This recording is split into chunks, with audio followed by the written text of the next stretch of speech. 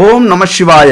எல்லோரும் இன்புற்றிருக்க நினைப்பதுவே அல்லாமல் வேறொன்றும் அறியேன் பராபரமே. என் அன்பு கும்பராசி நண்பர்களுக்கும் தோழிகளுக்கும் பிள்ளைகளுக்கும் பெரியோர்களுக்கும் வணக்கம். இந்த வீடியோல 2025 மார்ச் மாதம் 29ஆம் தேதி நடக்கக்கூடிய சனி பெயர்ச்சியை பத்தி பார்க்க போறோம். அன்னைக்கு இரவு 9:44 மணிக்கு கும்பராசியிலிருந்து, அதாவது பூரட்டாதி 3ஆம் பாதத்திலிருந்து மீன ராசியில் உள்ள பூரட்டாதி 4ஆம் பாதத்துக்கு சனி பகவான் பெயர்ச்சி ஆகிறார். இந்த பெயர்ச்சி என்ன மாற்றம் ஏற்படுத்த போகுது அப்படின்னு சொல்றதை விட மிகப்பெரிய மாற்றத்தை ஏற்படுத்த போகுது. இதுவரைக்கும் ஒரு பிடிப்பே இல்லாத வாழ்க்கையில, இதுவரைக்கும் ஒரு ஆர்வமே இல்லாத வாழ்க்கையில, இதுவரைக்கும் ஒரு அக்கறையே இல்லாத வாழ்க்கையில ஒரு மாற்றத்தை ஏற்படுத்தி மிகப்பெரிய உயரத்துக்கு உங்களை கொண்டு போய் வைக்க போகிறார் சனி பகவான். எல்லா கிரகங்களை விட அதிகமா பயப்படக்கூடிய ஒரு கிரகம் எதுனா அது சனிதான். ஆனா சனி என்னதான் கோபக்காரரா இருந்தாலும் அவர் ஒரு நீதிமான, ஒரு நீதி அரசர். நம்ம எந்த குற்றம் செய்தாலும் அல்லது நமக்கு யார் என்ன துரோகம் செய்தாலும் காவல்துறையை நம்புறதை விட நம்ம நீதித்துறையை நம்புவோம். அந்த நீதி அரசராக விளங்கக்கூடியவர் தான் சனி பகவான். அதனால யாருக்கு வேணாலும் பயப்படலாம், ஆனா சனி பகவானுக்கு பயப்பட வேண்டிய அவசியமே இல்லை. இந்த காலத்துல அநீதிக்கு, துரோகத்தால் நீங்க எளியவரா இருந்தாலும், உங்களை ஏமாத்தினவங்க யாரா இருந்தாலும், நீங்க ஏமாந்தது எதுவாக இருந்தாலும், நீங்க இழந்தது எதுவாக இருந்தாலும் இந்த காலத்துல மீட்டு கொடுக்க போகிறார் இந்த சனி பகவான். இருக்கிற கிரகத்திலேயே மிகவும் வலிமை உடையவர். அவர் ஒரு கர்மக்காரகர், தொழில்காரகர், ஆயுள்காரகர், இப்படி பல காரகத்துவத்தை கொண்டவர் சனி பகவான். அப்போ ஒரு ராசியில அதிகபட்சம் 2.5 ஆண்டு காலம் சஞ்சாரம் செய்து ஏ முதல் இசட் வரைக்கும் எல்லாத்தையும் கத்து கொடுத்துட்டு போற ஒரு பெரிய குரு சனி பகவான் தான். அப்ப 2.5 வருஷம் அப்படிங்கிறதுனால மிகப்பெரிய தாக்கத்தை அவர் ஏற்படுத்துகிறார். அதனாலதான் எல்லாரும் பயப்படுறாங்க. ஆனா உண்மையா என்னன்னா, யார் பயப்படணும்? தவறு செய்யறவங்க, குடும்பத்துக்கு துரோகம் செய்யறவங்க, ஏழை பாழையோட வயிற்றுல அடிக்கிறவங்க, உழைக்கிறவங்களை கஷ்டப்படுத்துறவங்க, இவங்கெல்லாம் தான் பயப்படணும். மக்கள் பணத்தை கொள்ளையடிக்கிறவங்க, ஊர் அடிச்சு உலையில போடுறவங்க, உழைக்காம சொகுசா உட்கார்ந்துகிட்டு சாப்பிடுறவங்க, வேர்வை சிந்தாம ராஜ வாழ்க்கையை அனுபவிக்கிறவங்க, இது மாதிரி உள்ள கொடியவர்கள், கெட்ட எண்ண மனிதர்கள் தான் பயப்படணும். நாம பயப்பட வேண்டிய அவசியமே இல்லை. ஏன்னா யார் கஷ்டப்பட்டாலும் உடனே துடிக்கிற முதல் ஆத்மா நீங்க தான். குடும்பத்துக்காக ஓடி ஓடி உழைக்கிற ஒரு ஆத்மா நீங்க தான். நாம எவ்வளவு வேணாலும் கஷ்டப்படுவோம், எத்தனை மணி நேரம் வேணாலும் கஷ்டப்படுவோம். ஆனா நம்ம குடும்பத்துல இருக்கிற யாரும் கஷ்டப்படக்கூடாது அப்படிங்கிற எண்ணம் கொண்ட ஒரே ஆத்மா நீங்க தான். எல்லாத்தையும் விட்டு கொடுத்து போற, உங்களால முடிஞ்ச உதவி செய்யக்கூடிய ஒரு ஆத்மா நீங்க தான். அப்ப நீங்க ஏன் பயப்படணும்? இந்த காலகட்டத்தை பொறுத்த வரைக்கும் பயப்பட வேண்டிய அவசியமே இல்லை. அது மட்டும் இல்ல, சனி பகவானுக்கு பிடிக்கிறது மாதிரி நடந்துட்டீங்க அப்படின்னா அவர் அள்ளி கொடுப்பார் பாருங்க. நீங்களே நினைச்சு பார்க்க மாட்டீங்க. அள்ளி கொடுத்துட்டார் அப்படின்னா அழியாத சொத்தாக நிலைச்சிருக்கும். அதுதான் ஏன் அப்படின்னா அவர் டக்குன்னு எடுத்து கொடுத்துட மாட்டார். அதுதான், அதாவது அவர் பார்வைக்கு உங்களுக்கு கொடுத்தே ஆகணுங்கிற கட்டாயம்லாம் இல்லை. 2.5 வருடங்கள் அணு அணுவாக சோதனை செய்து அந்த சோதனையை வெற்றிகரமாக்கி அந்த வெற்றியின் மூலியமாக கொடுக்கக்கூடிய அந்த சொத்து என்னைக்குமே அழியாது. 7 ஜென்மத்துக்கும் உங்களது சந்ததியினர் அனைவருமே அந்த சொத்தை ரொம்ப சந்தோஷமா அனுபவிப்பாங்க. அப்படி கிடைக்கக்கூடிய சொத்து யாராலன்னா அது சனி பகவானால் மட்டும்தான் கிடைக்கும். அப்ப அந்த சொத்துக்கு அவ்வளவு ஒரு சக்தி உள்ளது. அவ்வளவுதான். வரப்போகிற 2025 சனி பகவான் கும்ப ராசிக்கு 2ஆம் இடத்தில் சஞ்சரிக்க போகிறார். இதுவரைக்கும் உங்க ராசியில ஜென்மசனியாய் இருந்த சனி பகவான் 2ஆம் இடத்துக்கு பெயர்ச்சி ஆகிறார். இப்போ உங்களுக்கு 7 சனி முடிஞ்சா அப்படின்னா இல்ல, கடைசி சனி. 7 சனியில மீதி இருக்கிற 2.5 வருடங்கள் அடுத்தது நடக்க போகுது பாதச்சனியா. அப்ப இந்த 5 வருடம் 7 சனியில பட்ட கஷ்டங்கள், துன்பங்கள், துயரங்கள் இந்த பாதச்சனியில இருக்குமா அப்படின்னா 100% ஒரு 30% இருக்கும். மீதி ஒரு 60-70% குறைஞ்சிருக்கும். மற்றபடி அந்த போராட்டங்கள் அப்படியேதான் இருக்கும். ஆனா இந்த 5 வருடத்துல உங்களுக்கு அனுபவம் அதிகமா கிடைச்சிருக்கும், ஒரு மன வலிமை கிடைச்சிருக்கும். ஏன்னா ஒவ்வொரு விஷயத்திலையும் நீங்க தோல்வி அடைய துன்பம் அடைய துரோகத்தை சந்திக்க சந்திக்க அங்க ஒரு நல்ல பயிற்சி பெற்ற ஒரு மாணவனாக உருவெடுக்கிறீர்கள். ஒரு அழகான சிலையாக அடிபட்டு அழகான சிலையாக உருவெடுக்கிறீர்கள். அதனால இந்த பாதச்சனிங்கிறது அந்த அளவுக்கு ஒரு பெரிய பிரச்சனையை கொடுக்குமா அப்படின்னா கொடுக்காது. உங்களுடைய மன தைரியத்தை பொறுத்து. எப்பொழுதுமே சனியை போல் கொடுப்பாரும் இல்லை கெடுப்பாரும் இல்லை அப்படின்னு சொல்லுவாங்க. அந்த கொடுப்பதும் கெடுப்பதும் நம்ம கையில இருக்கு அப்படிங்கிறது இன்னொரு வரி. அதை சேர்த்திருக்கணும், சேர்க்காம விட்டாங்க. அந்த வகையில் நம்ம சொல்லும்போது இந்த பாதச்சனி கடைசி சனியாக வரதுனால சரி அந்த அளவுக்கு பிரச்சனை இல்லை அப்படின்னு அலட்சியமாகவும் இருக்கக்கூடாது. விரை சனி போயிடுச்சு, ஜென்ம சனி போக போகுது. கொஞ்சம் குறைவான தொந்தரவை கொடுப்பாரை தவிர சுத்தமா கொடுக்க மாட்டார் அப்படின்னு சொல்ல முடியாது. அது எந்த அளவுக்கு அந்த பிரச்சனை நீங்க உணர்றீங்க, ஒரு பிரச்சனையை பெருசாக எடுத்துக்கலாம் சின்னதாக எடுத்துக்கலாம், அது உங்களை பொறுத்து இருக்கு. இருந்தாலும் கொஞ்சம் நிம்மதி அடைங்க, அந்த பதற்றம்லாம் தேவையில்லை. உங்கள் செயல்பாடுகளை, நீங்க விட்ட சில வாய்ப்புகளை, நீங்க செய்த சில தவறுகளை கொஞ்சம் மாத்திக்கிங்க. இதெல்லாம் மறுபரிசீலனை செஞ்சீங்க அப்படின்னா கண்டிப்பா இந்த பாதச்சனியை ஈஸியா கடந்துடலாம். அதுக்கப்புறம் 30 வருஷம் அது பிரச்சனை இல்லை. அப்படி என்னங்க பாதச்சனியில என்ன எச்சரிக்கையா இருக்கணும் அப்படின்னா, நீங்க பட்ட அந்த கஷ்டம் இருக்குல்ல, இழப்புகள் இருக்குல்ல, அது உங்களை ஏதாவது ஒரு தவறான பாதைக்கு இட்டு செல்லும். தவறா சம்பாதிக்கணும், தவறான வேலைக்கு போகணும், சட்டத்துக்கு புறம்பான காரியங்களை செய்யணும் அப்படிங்கிற உணர்வுகளை உங்களுக்கு ஏற்படுத்தும். ஏன்னா இப்ப டார்ச்சர் ஓவர் ஆயிடும், கடன் பிரச்சனை ஓவர் ஆயிடும், நோய் பிரச்சனை ஓவர் ஆயிடும், வம்பு வழக்குல சிக்கியிருப்பீங்க. அப்ப அதுல இருந்து மீள்ற அளவுக்கு பொறுமை இல்லை. நம்ம உழைக்கிறதுக்கு, சம்பாதிக்கிறதுக்கு, முயற்சி பண்றதுக்கு அவசரப்படலன்னாலும் இந்த பிரச்சனையிலிருந்து மீள்றதுக்கு ரொம்ப அவசரப்படுவோம். அதனால சட்டத்துக்கு புறம்பான காரியங்களை செய்யறதுக்கு மனசு தூண்டும். அங்க உங்களது மனசை நீங்க அமைதிப்படுத்த வேண்டும். அதுதான் அந்த காலகட்டத்தில் நீங்க செய்ய வேண்டிய முக்கியமான வேலை. நேர்மைக்காக என்ன வேணாலும் செய்யலாம், எவ்வளவு வேகமா வேணாலும் நீங்க வேலை செய்யலாம், நேர்மையான வேலையில, நேர்மையான தொழில. அதே நேரத்தில் சட்டத்துக்கு புறம்பான சில வேலைகளை காட்டும். இதை செய்யுங்க, பணம் நல்லா வரும், இதை செய்யுங்க, செல்வம் வரும், இதை செய்யுங்க, உங்க பிரச்சனை தீரும், கடன் தீரும், நோய் தீரும் அப்படின்ட்டு நிறைய வாய்ப்புகளை சனி பகவான் உருவாக்குவார். ஏன்னா அவருக்கு எப்போதுமே சோதிச்சு பலனை கொடுக்கக்கூடிய தன்மை இருக்கு அவருக்கு. அதனால உத்தியோகத்தில் இருக்கிறவங்க எல்லாம் சோம்பலை விட்டுட்டு கிடைச்ச வேலையை, கிடைச்ச வாய்ப்பை முடிக்கிறதுல கண்ணும் கருத்துமா இருக்கணும். தொழில் வியாபாரம் செஞ்சீங்க அப்படின்னா விடாமுயற்சி, கடின உழைப்பு, இந்த 3 ஆண்டுகள் அந்த முயற்சியை, கடின உழைப்பை நீங்க இந்த பாதச்சனியில கொண்டு போனீங்க அப்படின்னு வச்சுக்கீங்களேன், பாதச்சனி முடிஞ்சதுக்கு அப்புறம் வரக்கூடிய சகாய சனி மிகப்பெரிய ஒரு நல்ல பலனை கொடுக்கும். 7.5 வருஷத்துல நீங்க பட்ட அவமானத்துக்கெல்லாம் கௌரவத்தை தேடி கொடுக்கும். இந்த 3 வருஷமும் உயிரை கொடுத்து போராடுங்க, பரவாயில்ல. அடுத்து நீங்க மட்டும் சந்தோஷமா இருக்க போதில்லை, உங்களுடைய சந்ததியினரே சந்தோஷமா இருக்க போறாங்க. அதனால விடாமுயற்சி இந்த பாதச்சனியில செய்யும் போது அள்ளி கொடுக்க போகிறார் இந்த சனி பகவான். அது மட்டும் இல்ல, இந்த காலகட்டத்தில் அசுப பலன்களையும் தவிர்க்க முடியாது. கடின உழைப்புக்கு சரியா ஊதியம் கிடைக்காத மாதிரி காட்டும். தொழில வேலையில நல்ல லாபம் வராது, ஒரு பேர் கிடைக்காது, புகழ் கிடைக்காது இந்த காலகட்டத்தில். ஆனா ஓரளவுக்கு பிரச்சனையை சமாளிக்கிற அளவுக்கு பொருளாதாரம் சீரா இருக்கும். அன்னைக்கு சாப்பிட்றது மாதிரி, கொஞ்சம் கடன் அடைக்கிறது மாதிரி இப்படி போகும். அதனால சோர்வு அடைஞ்சிடக்கூடாது. முக்கியமா ஒரு இடத்துல வேலைக்கு போனாலும், தொழில் செஞ்சாலும் யாருக்கிட்டையும் வாக்குவாதம் வச்சுக்காதீங்க. எந்த இடத்துக்கு போனாலும் ஒரு எதிர்ப்பை சம்பாதிக்காதீங்க. எனக்கு ஒரு நேரம், இப்ப நான் பூனையா இருக்கேன் அப்படின்னு பதுங்கி போங்க. நீங்க புலியாக இருந்தாலும் சிங்கமாக இருந்தாலும் பின்வாங்குங்க. ஏழைகளை துன்புறுத்தாதீங்க, யாரையும் அலட்சியப்படுத்தாதீங்க, யாரையும் கேவலப்படுத்தாதீங்க, யாருடைய சாபத்துக்கும் ஆளாகாதீர்கள் இந்த காலகட்டத்தில். ஏன்னா யாராவது சாபம் விட்டாங்கன்னா டக்குன்னு அது வேலை செய்ய ஆரம்பிச்சிடும். ஏன்னா உங்க நேரம் அப்படி. நீங்க செய்யக்கூடிய சின்ன சின்ன அலட்சியம் உங்களுக்கு பெரிய பிரச்சனையாக வரக்கூடிய காலகட்டம். பயணத்தில் ரொம்ப எச்சரிக்கையா இருங்க. வண்டி வாகனம் ரொம்ப எச்சரிக்கையா இருக்கணும். கை கால்கள், ஏன்னா பாதச்சனி அப்படிங்கும்போது சோதிக்கும். ரொம்ப கவனமா இருக்கிறது நல்லது. தேவையற்ற இடங்களுக்கு, தேவையற்ற நேரத்தில், தேவையற்ற வேகத்தில் போகாதீங்க. சனிக்கிழமை அப்படின்னா சில பொருட்களை பயன்படுத்துறது கூட நீங்க எச்சரிக்கையா இருக்கணும். கருப்பு நிற பொருட்களை பயன்படுத்தாதீங்க, வாங்காதீங்க. அதுபோல பிரச்சனைகள் ஓவரா இருக்குன்னா குலதெய்வத்தை விடாதீங்க. இன்னொரு 4 மாசம் இருக்கு, ஒரு பூஜை போய் போட்டு வந்துருங்க, ஒரு பொங்கல் வச்சு அபிஷேகம் கொடுத்துட்டு வந்துருங்க. அடுத்தது 7.5 சனியில பாதச்சனியை சந்திக்க போற குலதெய்வமே கூடவே இருந்து நல்ல பலன் கொடுங்க, கூடவே இருந்து வலிமை கொடுங்க, கூடவே இருந்து எதையும் தாங்கக்கூடிய இதயத்தை கொடுங்க அப்படின்னு வேண்டிட்டு வாங்க. சிவாலயங்களுக்கு ரொம்ப முக்கியம் போறது. சனி பகவானுடைய வழிபாடு சிவாலயங்களில் உங்களுக்கு பயங்கர வலிமையை கொடுக்கும், மன வலிமை கொடுக்கும், விடு பார்த்துக்கலாங்கிற ஒரு தைரியத்தை கொடுக்கும். உணர்ந்தவர்களால் மட்டும்தான் அது முடியும். எல் தீபம் ஏற்றுங்க, ரொம்ப நல்லது. ஏழை எளியோர்களுக்கு உதவி செய்யுங்க.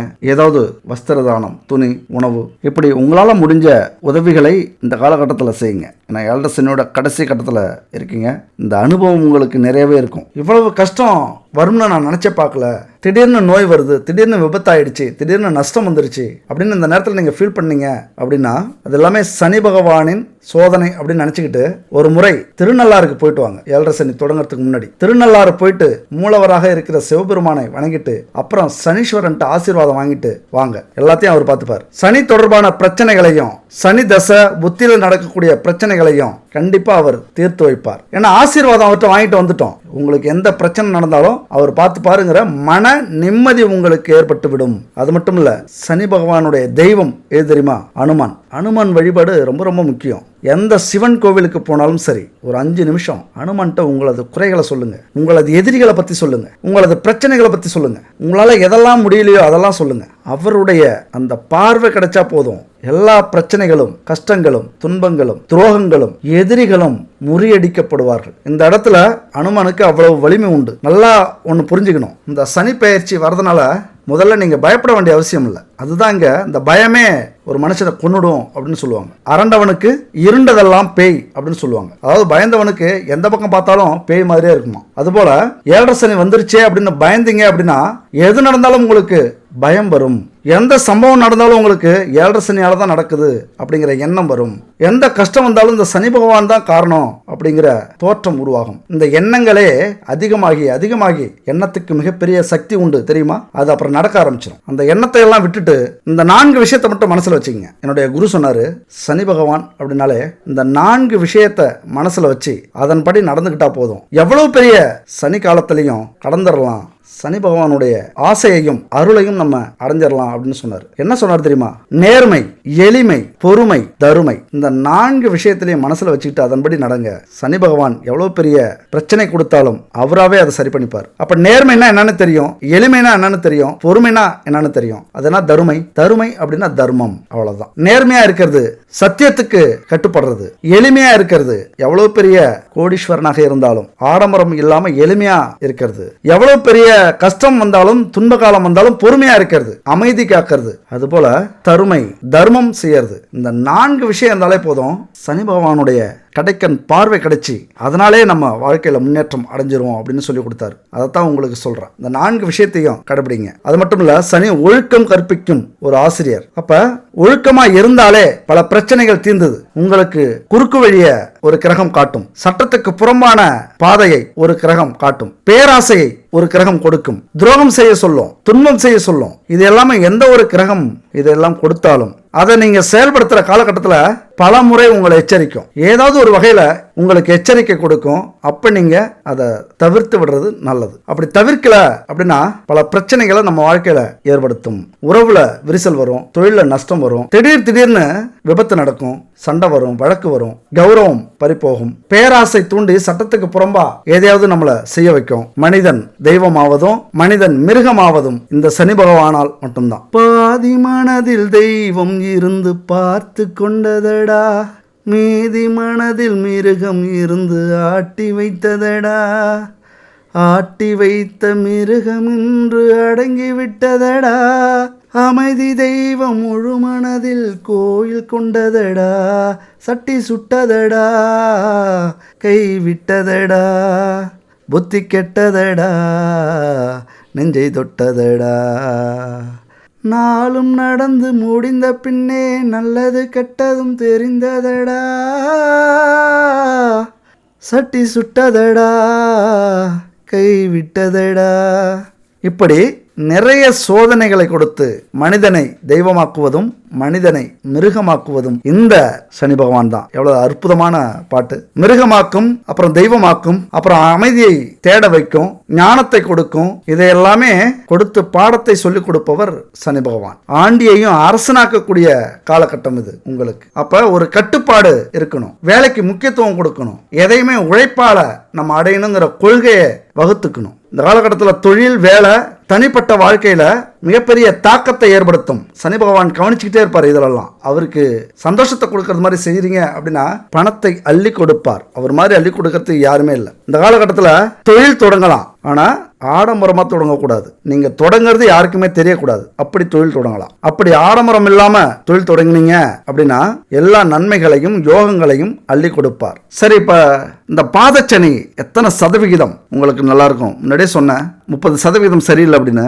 70% நல்லா இருக்கு. சரியில்லை அப்படிங்கிறது 30% தான், ஆனா நல்லா இருக்கிறது 70%. இதை நல்லபடியா நீங்க பயன்படுத்தணும். எப்பொழுதுமே ஒரு தன்னம்பிக்கை வேணும், ஒரு நம்பிக்கை வேணும். எந்த பிரச்சனையாக இருந்தாலும் இது இந்த காலகட்டத்துக்கான பிரச்சனை, வாழ்க்கை பூரா அந்த பிரச்சனை வராது அப்படிங்கிற ஒரு தெளிவு வேணும். இப்ப நடக்கிற ஒவ்வொரு பிரச்சனையும் நாளைக்கு இல்லை ஒரு வருஷம் கழிச்சு திரும்பி பார்த்தீங்கன்னா ரொம்ப சிம்பிளா இருக்கும். இதுக்கா இவ்வளவு ப்ரெஷரை உருவாக்கிட்டோம், இவ்வளவு டென்ஷன் ஆனோம், இவ்வளவு குழப்பம், இவ்வளவு பிரச்சனைகள், அதனால உறவுகள், வம்பு வழக்குகள், சின்ன சின்ன பிரச்சனைகள்லாம் இன்னைக்கு பெருசா காட்டும், நாளைக்கு திரும்பி பார்த்தீங்க அப்படின்னா ரொம்ப சிம்பிளா இருக்கும். அதனால இன்னைக்கே நம்ம அதை பெருசாக்கிக்காம எந்த ஒரு பிரச்சனையையும் பயந்து ஓட வேண்டாம் பிரச்சனையை பார்த்து. ஆனால் தைரியமாக ஏற்று நில்லுங்க, அமைதியாக அதை ஃபேஸ் பண்ண பாருங்க. அடுத்தது பார்வை பலன்கள். சனி பகவானுடைய பார்வை 3ஆம் பார்வையாக உங்கள் 4ஆம் வீட்டில் விழுகிறது. அப்ப எதிர்பாராத லாபங்களை இந்த 4ஆம் வீடு கொடுக்கும். தாயார் ஸ்தானம், தாயார் குடும்பத்தில் உள்ளவங்களை சொல்லக்கூடிய ஸ்தானம் உங்களுக்கு. அதனால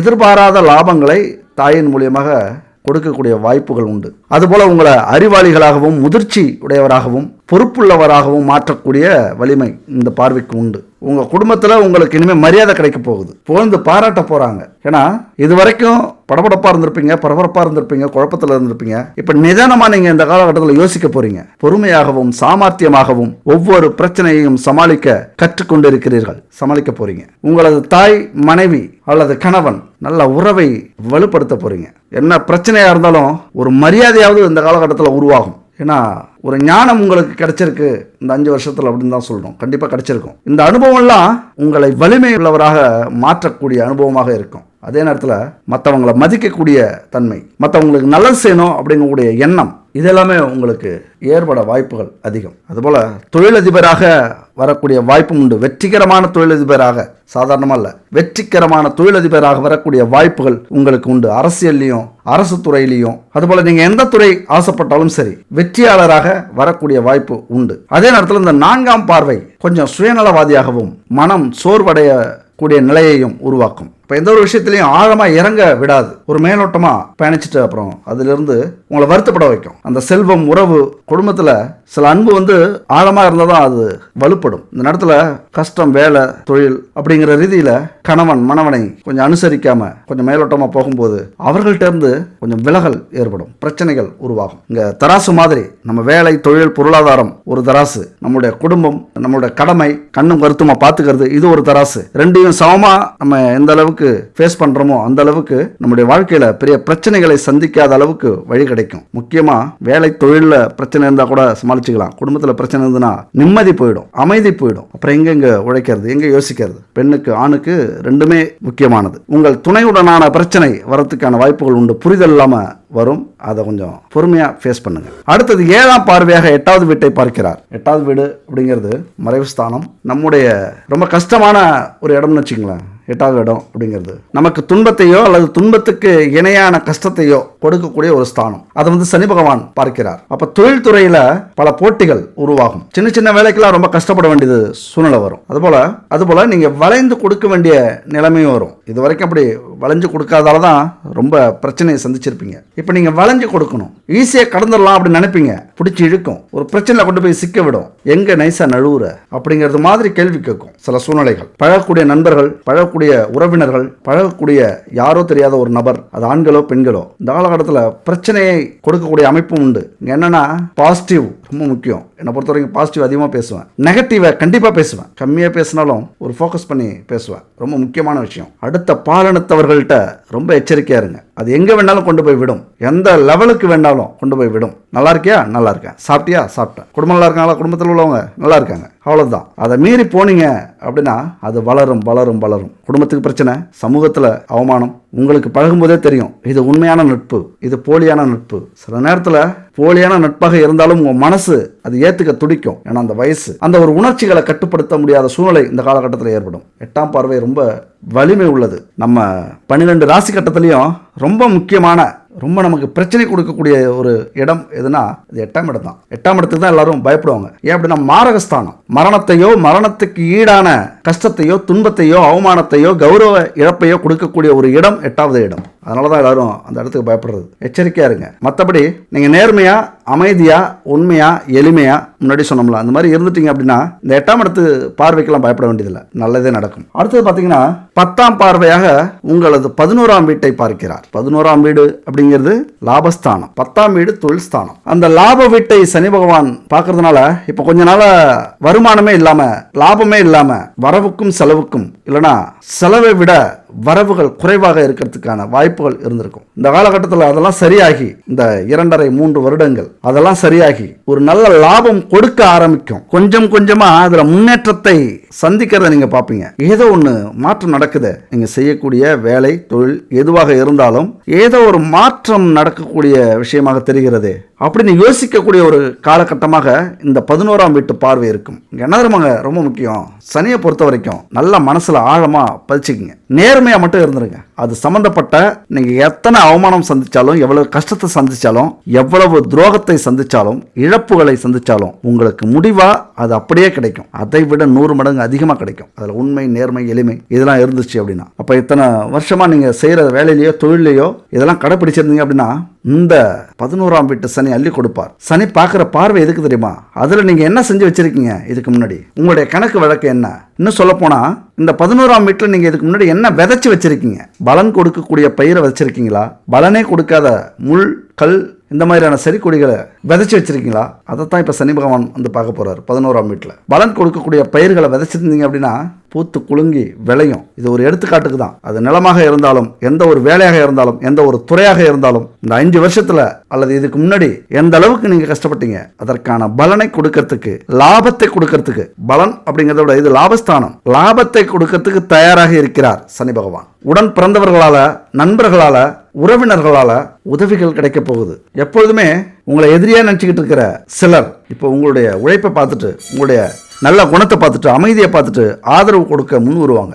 ஏதோ ஒரு சூழ்நிலையில இந்த காலகட்டத்தில் எப்போதும் உங்களை பிரிஞ்சிருக்கலாம். ஆனால் இப்போ அவங்கெல்லாம் உங்க கூட சேர்ந்து செயல்பட வருவாங்க, உங்களுக்கு ஆதரவு கொடுக்க வருவாங்க. ஏதாவது ஒரு விதத்தில் பரவாயில்ல, நான் இவங்களை இப்படி நினைச்சிடக்கூடாது அப்படின்னு நீங்க நினைக்கிற அளவுக்கு அவங்க உங்களுக்கான உதவியை செய்வாங்க, ஒரு பக்கபலனா இருப்பாங்க. அது மட்டும் இல்ல, கொஞ்சம் முயற்சி பண்ணீங்க அப்படின்னா ஆடம்பரமான வீட்டையும், வாகனத்தையும், வசதியையும், வளமான வாழ்க்கையும் கொடுக்கக்கூடிய ஒரு அமைப்பு இந்த 2.5 ஆண்டுகள். இந்த நம்பிக்கை மட்டும் இருந்தது அப்படின்னா முயற்சி பண்ணுவீங்க. கண்டிப்பா இது எல்லாமே ஒரு சாத்தியமாகும். ஆனா அதே நேரத்தில் இந்த 11ஆம் வீட்டு பார்வையால கொஞ்சம் பிரச்சனையும் இருக்கும். தவறான நண்பர்கள் ஒன்று சேருவாங்க, இந்த நேரத்தில் கூடுவாங்க. சட்டவிரோத வழியில பணம், லாபம் சம்பாதிக்கிறதுக்கான வழிவகைகளை சொல்லுவாங்க. அதுபோல் உங்கள் மீது ஆதிக்கம் செலுத்தக்கூடிய நபர்கள் உருவாகுவாங்க. அவங்க உங்களை தவறான பாதைக்கு கொண்டு செல்லக்கூடிய வாய்ப்பும் உண்டு. ஏதாவது ஒரு இடத்துல ஆக்ரோஷமா, கோபமா பேசுறீங்க, அது உங்களுக்கு பிரச்சனையாக வரக்கூடிய வாய்ப்பும் இருக்கிறது. அப்போ உங்க இலக்குகளை அடையணும், உங்களுடைய குறிக்கோளை அடையணும் அப்படின்னா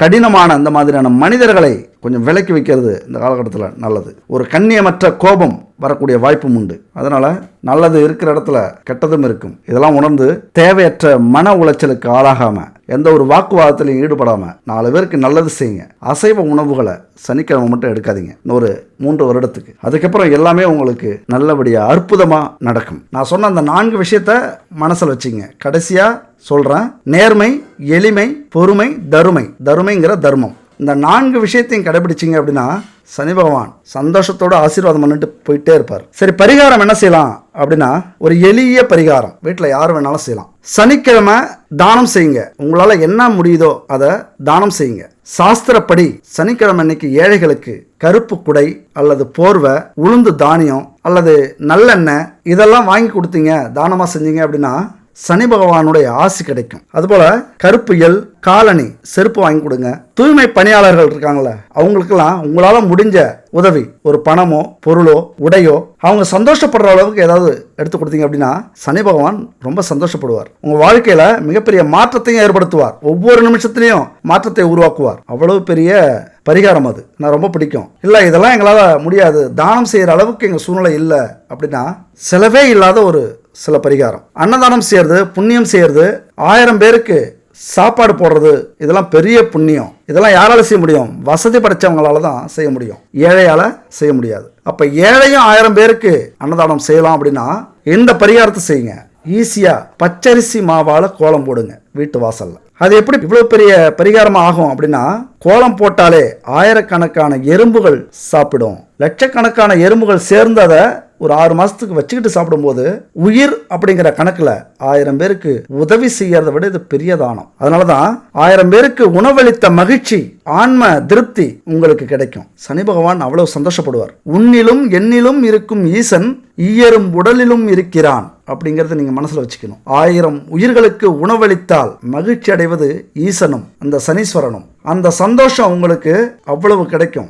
சரி, தினமும் எங்களால பச்சரிசிலாம் அரைச்சி கோலம் போட முடியுமா அப்படிங்கிற கஷ்டம் உங்களுக்கு இருந்தது அப்படின்னா ஒன்று தினமும் அரைச்சி கோலம் போடணும், இல்லைனா அதற்கு ஈடான கொஞ்சம் செலவு. இந்த நம்பருக்கு கான்டாக்ட் பண்ணுங்கள். Good baby 904336888626. எங்களை கான்டாக்ட் பண்ணீங்க அப்படின்னா பச்சரிசி கோலமாவு கட்டி, பச்சை கற்பூரம், தசாங்கம், இப்படி 9 விதமான பூஜைக்குரிய பொருட்களை கலந்து தயாரிக்கிறாங்க.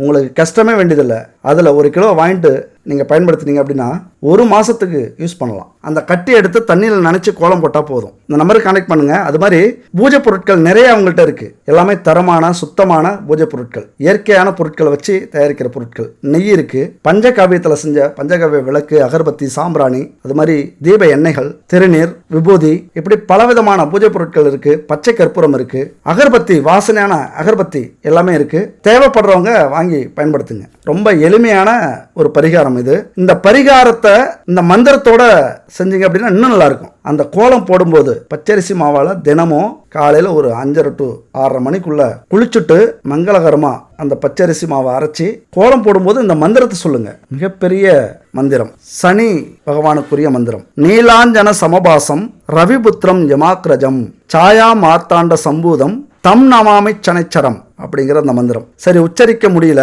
உங்களால் அப்படின்னா தமிழில் சொல்லுங்க. ஸ்கிரீனில் இருக்கு பார்த்துங்க.